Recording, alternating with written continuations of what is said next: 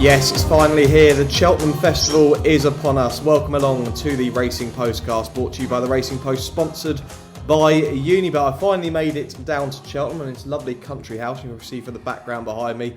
Really excited for the week ahead. And, you know, you've seen so many of these Cheltenham previews. You've probably seen the Unibet one with the Racing Post. All 28 races covered. Again, the link for that is down in the description. But we don't need to go through all 28 races. What you want to hear is our top 5 bets for the festival. And to go through these top 5 bets, I am joined by Robbie Wilder's Graeme Rodway and from Unibet, Ed Nicholson. It's going to be a cracking week, Ed.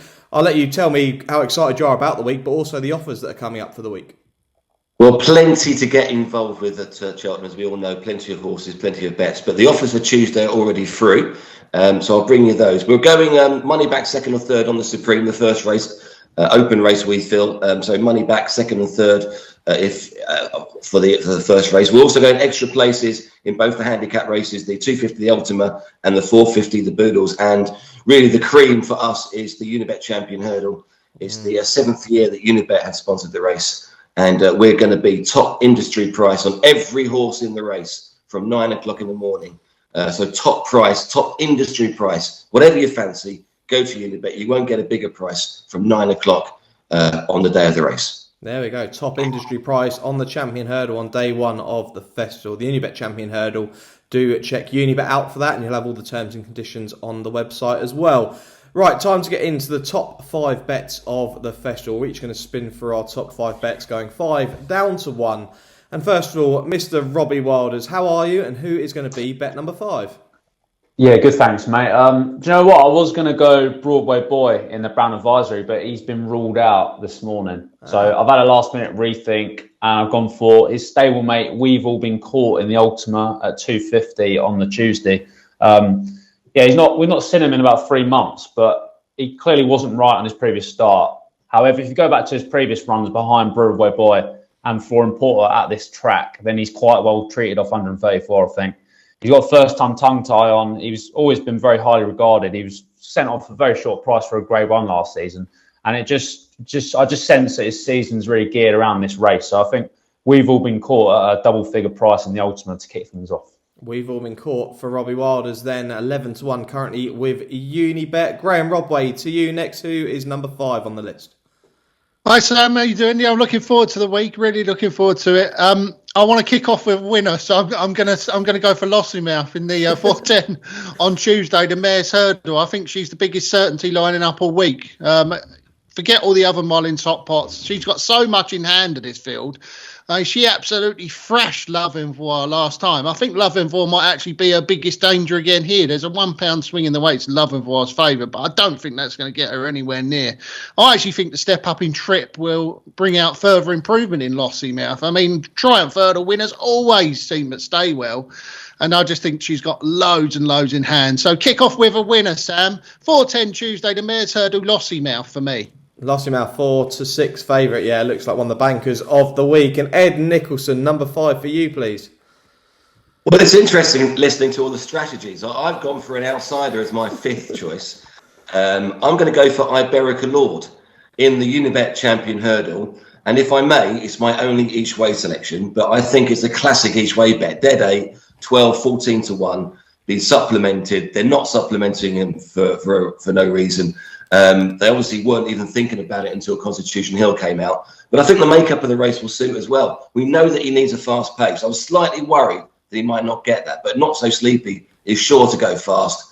I think Nico will if Nico rides, will be able to get this in a rhythm, already proven that he likes Cheltenham. I can just see him sneaking second or third, but also, which is really important for an each way bet, I think there is an outside chance that he could win it. So at 14 to 1, I think Iberica Lord, an improving handicapper with a race run to suit, is worth a stab at 14 to 1. Okay, Iberica Lord then the Champion Hurdle supplemented for the race. Remember, you can get the top industry price with Unibet at 9 a.m. on the day of the race. I'm going to go for what could be the story of the festival. I was actually chatting to David Jennings last night, and I have mentioned this to Ed Nicholson, but I have a real big feeling that we may see Paisley Park run a massive race in the Stayers Hurdle this year. You actually look at this race, and I was saying to David Jennings last night, when have we had a good Stayers Hurdle in recent years? They've never been that strong. Yes, Teahupoo looks like could have the class edge above these, but realistically, Crambo looks the best of the British, and Paisley Park's finished a short head behind this horse. Ran consistent all season. I've got a feeling the pace part's not far off where he was a couple of years ago, to be totally honest. He's still running to a solid level, and I've got a feeling that he may just be, you'll see him coming around the bend off the bridle, and you just know what Paisley Park's going to do. He may come too late, but at 16-1, I see him being a really solid each-way selection. So I'm going to go with the story of the festival to be Paisley Park as bet number 5. Graeme Rodway, I'm going to come to you for bet number 4 now. Well, that'll bring their house down if Paisley Park wins. It would. Yeah. The 250 on Tuesday, the Ultima, I'm going for Monbeg G-Rod. Monbeg Genius. Give him another chance, Monbeg Genius. I mean, if he runs to the level that he showed in this race last year when he was behind Correct Rambler and Fast or Slow, he's got a massive chance off just £7 higher mark. Of course, he's been a bit in and out this season, hasn't he? He was really good in the Coral Trophy when he chased O'Mala Mission and That's All Right Gino. That's his best run of the year. Obviously, last time at Kelso, just 10 days ago, very disappointing. But he was extremely weak in the market that day, Sam, almost as though they knew that he was badly in need of the run. And I think that probably wasn't too bad an effort. I expect him to come on significantly for this outing. Everyone's saying, the Grand National's been his big target. But surely in the back of their mind, they must have been thinking, well, he ran so well in the Ultima last year, we'll go back there. And I think that maybe that might be a bit of a red herring. Go for the Ultima, and then the Grand National as a bit of a bonus. So, at a big old price, I'm taking a chance on Monbeg G-Rod in the 250 at Cheltenham on Tuesday, the Ultima. Monbeg G-Rod of Monbeg Genius at 12-1 with Unibet currently then for the John Joe O'Neill partnership there. Ed Nicholson, to you then for bet number 4. Bet number 4, Liberty Hunter in the Grand Annual. I'm a big fan of Evan Williams. I think when he gets the right material, he does very well with these horses. And this race has been the plan for a long, long time. He's rated 139. He won at Cheltenham on New Year's Day. A lightly raced horse, which you seem to need for this race these days. This will be his target for a long time. He's also going to probably run in the Red Rum Chase at Aintree. So I'm going to back him for both, to be fair. But I think the Liberty Hunter that we've seen running the fence is a serious horse. I think off this rating, the race to suit. He's a little bit experienced in the same, which is a slight worry. But he's got Harry Colt on his back, and that's got to be worth gold in these sort of races. He looks after these horses and big handicaps. So Liberty Hunter, rated 139, around 8-1, win the Grand Annual. Okay, Liberty Hunter then for Ed Nixon. Those who watched the Unibet and Racing Post Cheltenham preview show will know that Paul Keeley was very sweet and I believe napped this horse up for the Grand Annual as well. Robbie Wilders, to you for bet number 4, please. Cheers, mate. I'm going to stick with the Twiston Davis mob. I think they're going to have a good week this week. I quite like Guard Your Dreams in the Coral Cup at a very big price. Just feel like his campaign has also been geared around this race. He returned from almost 2 years off in the International Hurdle behind Lossiemouth. He was held up in a slow run race there, but he wasn't beaten that far by Love Envoy in second. And then I think you can ignore his last run at Wincanton on really bad ground. I don't think he wants it that bad. It's not going to be quite as testing at Cheltenham, I'd say. You go back for his form a couple of years ago. I mean, he was 7th in this race as a 5-year-old. You know, he's won Grade 2s. He's down to 137. I think he's quite well treated, and he'll give you a good run for your money. Okay, there we go. Guard Your Dreams going to be around 25-33-1 for the Coral Cup then for Robbie Wilders. I'm going to go to the first race of the festival, the Supreme Novices Hurdle, for my 4th best bet, and I think this is a weak race as well. I don't think this is a strong Supreme now Ballyburn's out, and I wouldn't be putting a bet up in this race had Ballyburn gone here. But Asian Master, I think, at around 20-1, you're going to get your money back if second or third with Unibet, but I'm going to take a massive chance this horse. Put up an RPR of 143 on his last start. That's in terms of the rest of the field. He hasn't got too much to find.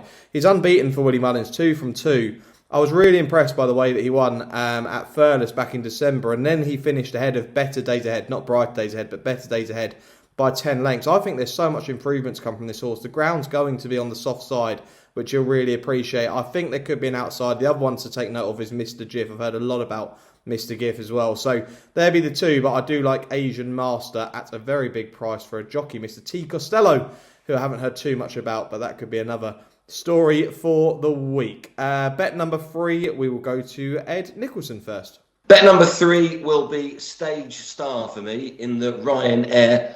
Love this Cheltenham form of this horse. 3 times he's won over the fences at Cheltenham. Obviously didn't do that well last time when pulled up at the course, but he's been given a long time off. We all know Paul Nicholls can get a horse ready off after a long absence, and he also doesn't really want to over-race him at Cheltenham. So if he didn't think he got a chance in the Ryanair, I think he would have just left him and gone somewhere else. But the horse obviously loves Cheltenham. Harry Cobden, big fan of Harry, he's on board again.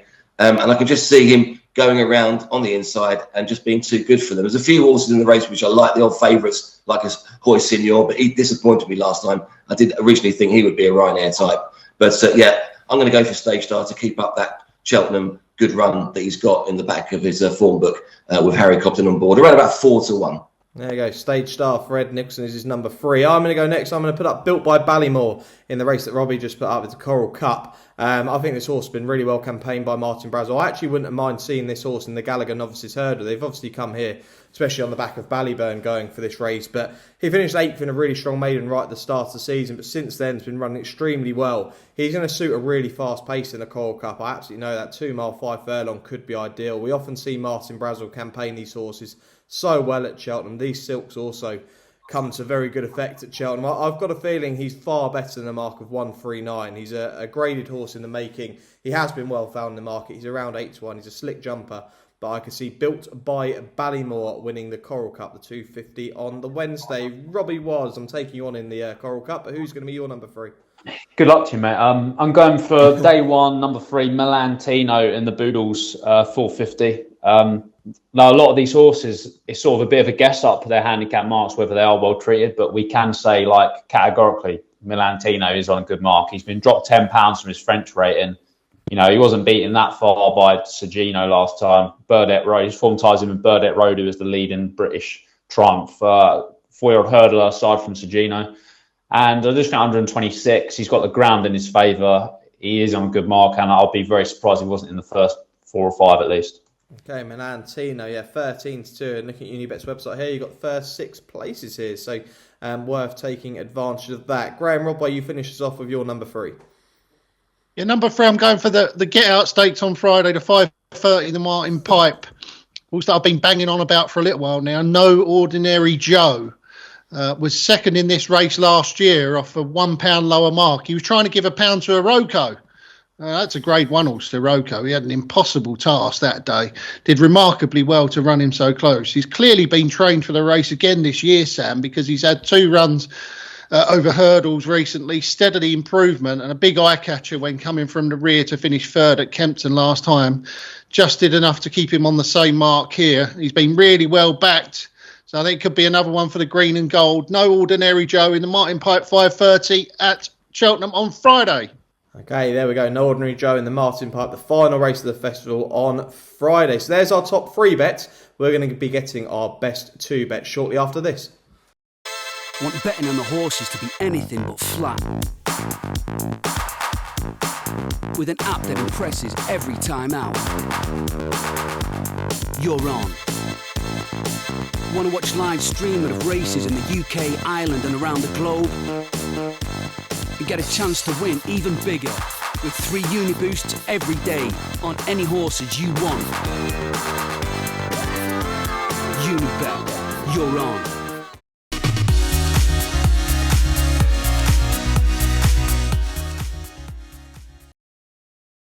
Welcome back to the Racing Postcast, sponsored by Unibet with the Racing Post. Sam Hart, Robbie Wilders, Graeme Rodway and Unibet's Ed Nicholson taking you through our top 5 bets for the Cheltenham Festival 2024. We're now into the top 2 now, gents. And Graeme Rodway, you're going to give us your next best.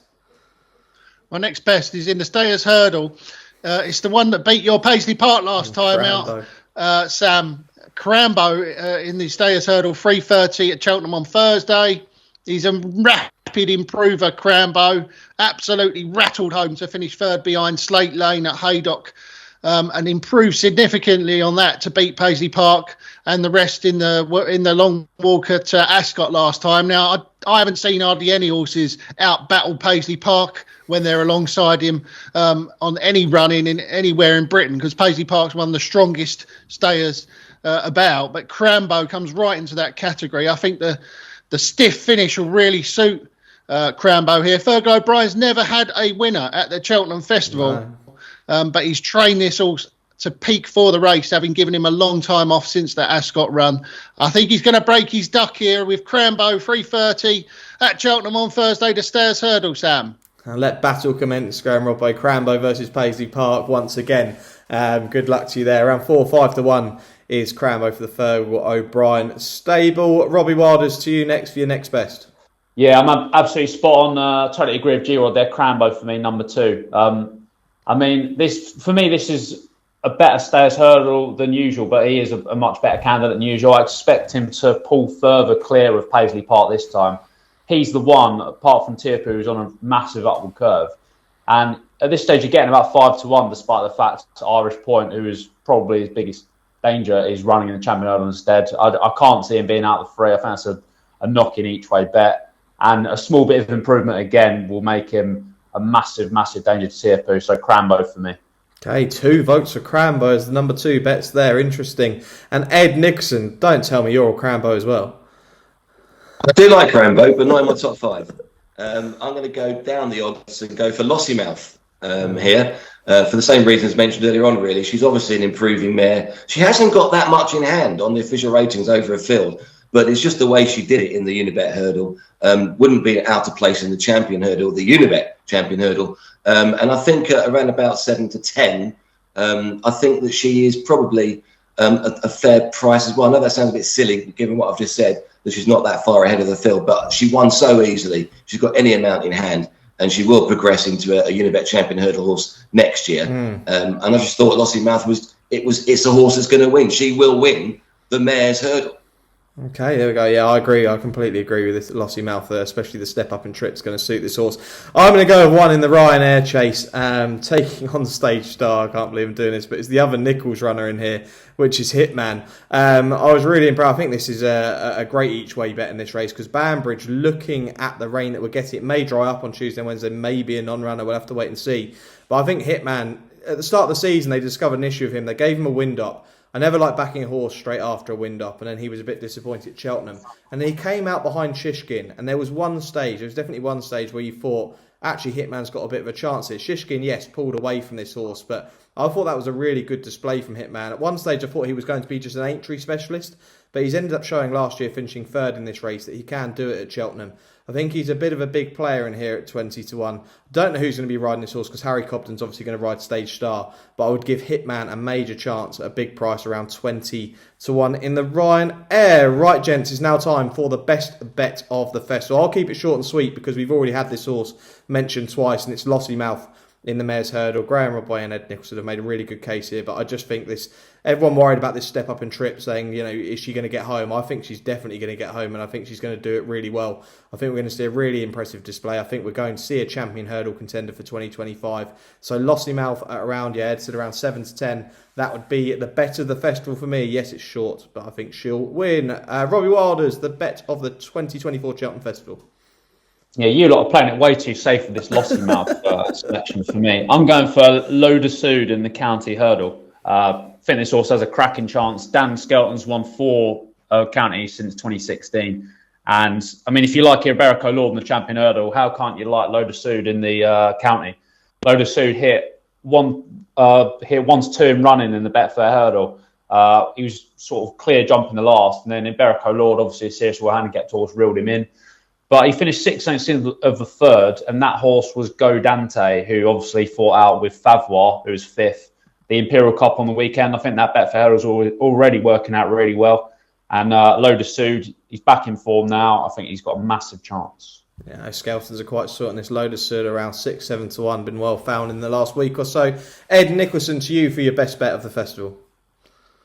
Well, I think Galloping Deschamps will win the Gold Cup again. I think he won last year's Gold Cup with everything against him. From the moment he lined up and get left a little bit, made mistakes at a few fences, and still powered to victory. He is the best horse in the race on official ratings. There's question marks about those just in behind him in the betting and in the ratings.